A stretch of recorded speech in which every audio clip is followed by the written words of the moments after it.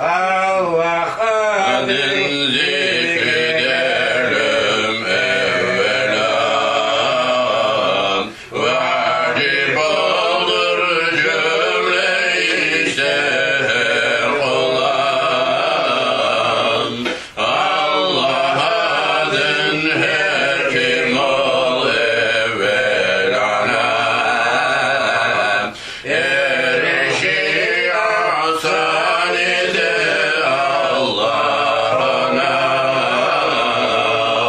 Allah adın olsa her işin olur. Herkes hepte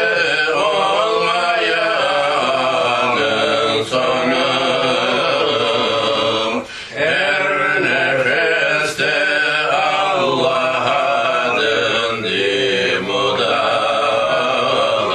Allah adıyla olur her iştimam. Aşk ile gel imdi Allah eydilim. Derdiler gözyaş ile ah edelim.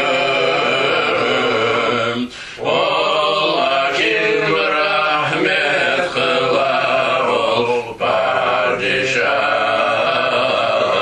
Ol kerim ol rahim ol ilah.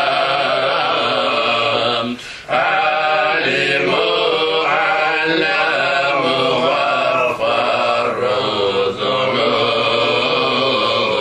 Sanihü tevvab setar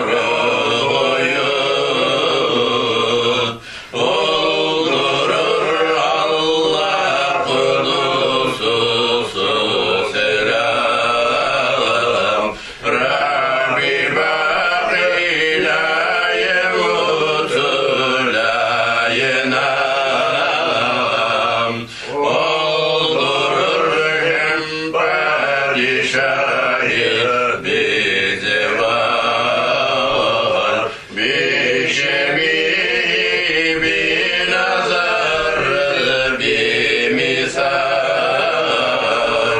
Cümle alem yok iken ol var edin. Yaratılmışdan ganice paredim. Var iken ol yok edin su melek. Arş-ı ferş-ü aynı kun hem felek. Son ile bunları ol var eyledin. Birliğine cümle ikrar eyledin. Bir kez Allah dize aşk ile lisan. Dökülür cümle günah mislu hazan. Birdir ol birliğine şek yoktur. Gerçi yanlış söyleyenler çoktur. Bari ne hacer kılavuz sözü çok. Birdir Allah ondan artık Tanrı yok. Geldiler siz bulasız o